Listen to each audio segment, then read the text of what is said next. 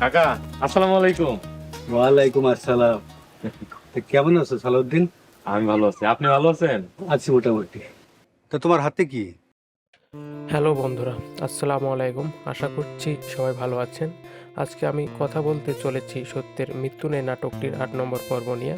সত্যের মৃত্যু নেই নাটকের ৮ নম্বর পর্বটি কবে আপলোড করা হবে এবং কী কী ঘটবে সব কিছু জানিয়ে দেবো আজকের এই ভিডিওতে।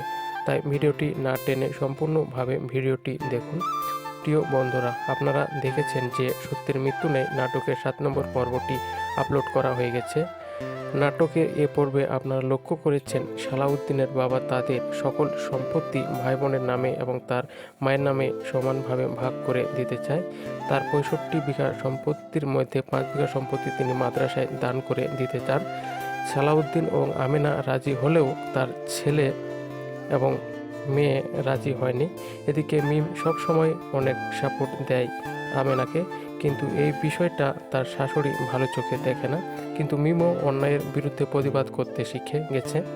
মঈনুদ্দিনকে তার মা বলেছে মিমকে বোঝানোর জন্য, কিন্তু মিম কিছুতে বুঝতেছে না, কারণ মিম ন্যায়ের পক্ষে।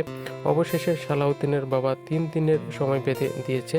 ৩ দিনের মধ্যে সিদ্ধান্তে না আসলে এবং তার কাছে ক্ষমা না চাইলে সালাউদ্দিনের নামে সব সম্পত্তি লিখে দেবে। তো গাইস, সত্যের মৃত্যু নেই নাটকের ৮ নম্বর পর্ব লক্ষ্য করবেন যে সালাউদ্দিনের মা এবং তার ভাইরা সবাই মিলে টানা খোসা শুরু করে দেবে। সালাউদ্দিনের বাবা মসজিদে ঘুমানোর সিদ্ধান্ত নেবে। সালাউদ্দিন একটি অসহায় মেয়েকে আশ্রয় দেবে।